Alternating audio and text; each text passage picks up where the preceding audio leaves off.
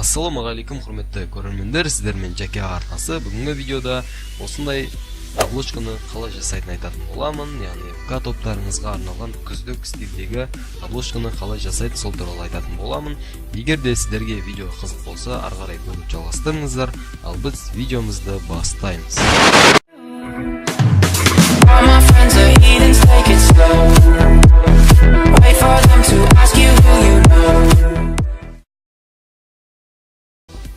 Бұл обложканы жасау үшін сіздерге Cinema 4D және де Adobe Photoshop CS6 программасы қажет болады. Бұл программаларды төмендегі описанияда сілтемелері болады, сол арқылы жүктей аласыздар.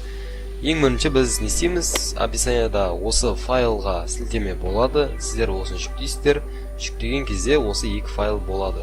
Және де шрифтта болады, қажет болатын сол шрифтта тастап кететін болады. Ең бірінші жүктеген кезде сіздер программаны установить етесіздер, программаны, одан кейін бірінші Cinema 4D-ға кіресіздер. Жеке бірге кіресіздер. Бұл Cinema 4D арқылы біз текст жасаймыз. Мінекей осында текст жасаймыз. Мінекей нәрде көріп тұрсыздар, 4 текст тұрады. Егер сіздер білмесеңіздер, мінекей мынаны таңдайсыздар нәрден. И сіздерге ұнамаса, осы жерден бүйтіп өздері шылыштып, қалағандарыңызша өз айналдырып істей аласыздар.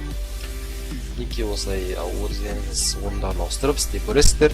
Одан кейін текстті ауыстыру үшін сіздер мына әрқайсының үстінен басасыздар. Сол кезде объект деген жерде мына жерде текстті өзгертулеріңізге болады.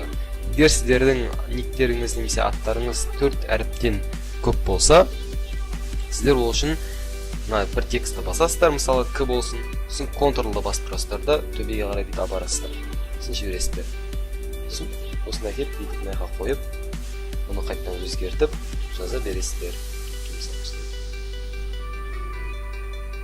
Осылай істей бересіздер. Барлық болғаннан кейін, яғни тексттің барлығын жасап болғаннан кейін, сіздер мынаны басасыздар, мына батырманы. Осы батырманы басқаннан кейін Save-ге кіресіздер. Осы жерден қаяққа жүктейтініңізді істейсіздер. Мен рабочий столға жүктеймін. Одан кейін сохранить батырмасын басасыздар. Мінекей осылай, одан кейін жауып, мына ортадағысына кіресіздер. Мен уже рендерить етіп қойғанмын, рендерить етпеймін. Сіздер рендерить етесіздер, сіздердің осы жерде загрузка жүреді. Мінекей көрсете салайын. Мінекей осылай загрузка жүреді. Осы загрузка біткенде сіздерде текст дайын болады. Мен текст дайын болғанда жалғастырамын. Мінекей достар, текст дайын болып қалды. Соңғы әрпі рендерить етіліп жатыр. Сіздерде де осылай рендерить етіледі. Егер сіздердің компьютерлеріңіз мықты болса, тез рендерить етілуі мүмкін. Менде осы 1 минутқа рендерить етілді. Мінекей осылай, енді бізге бұл қажет емес, бұны жауып тастай саламыз. Бұл да қажет емес, бұны жауып тастай саламыз. Еттейміз. Одан кейін CD-ға кіреміз. PCD файл, және де бұл жерде біз Photoshop-пен жұмыс істейтін боламыз. Мінекей ашылып жатыр. Менде Photoshop-ның версиясы CS6. Мінекей кірдік. Кіргеннен кейін бұл жерде сіздерде осындай болып тұрады. Мына жерде Жаке деп тұрады. Сіздер осы жерден Жаке деген тауып аласыздар. Одан кейін оны өшіріп тастайсыздар да, мынаяқтан жаңа өзіңіздің рендерить еткен файлды, суретті тауып аласыздар. Мінекей осы сурет. Бұны аламыз, Photoshop-қа байлап қоямыз. Қойғаннан кейін Shift пен Alt-ты басып тұрып, осылайынан үлкейтеміз. Егер баспасаңыздар, ішіне қуып кетуі мүмкін. Яғни мінекей Shift пен Alt-ты баспасаңыздар, мінекей осылай болып кетеді. Мінекей размерлері бүтілі болып кетеді, ол қысқасын айтқанда. Мінекей біз дұрыстап істейміз қазір. Мінекей қоямыз, Shift пен Alt-ты басып тұрамыз и тартамыз осылай. Размерін өздеріңіз қалағандай қыласыздар, және де Ctrl мен A-ны басамыз, ортаға қоюды басамыз. Мінекей көріп тұрсыздар, бұл мен біздің шапкамыз, обложкамыз дайын. Осылай қоя салуға да болады, бірақ біз эффектті қосамыз.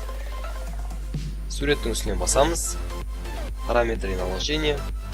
Осы жерден біз глянец дегенді басамыз. Мінекей көрдіңіздер, бетіне қара көлеңке пайда болды. Біз непрозрачностьті азайтамыз. Мінекей осылай. Тень қосамыз. Теньде непрозрачность шамалы азайтамыз. Ники көріп достар шамал әдем болды, некені аңғарыңыздар, енді анағыз. Өздеріңіз неден ойнап көрсеңіздер болады, осыны ауыстырып, текстура дегенді қосып, внутренний тельді қосып, өздеріңіз істей берулеріңізге болады. Достар, бүгінге осы көңіл бөліп көргендеріңізге рахмет. Келесі кездескенше қош сау болыңыздар.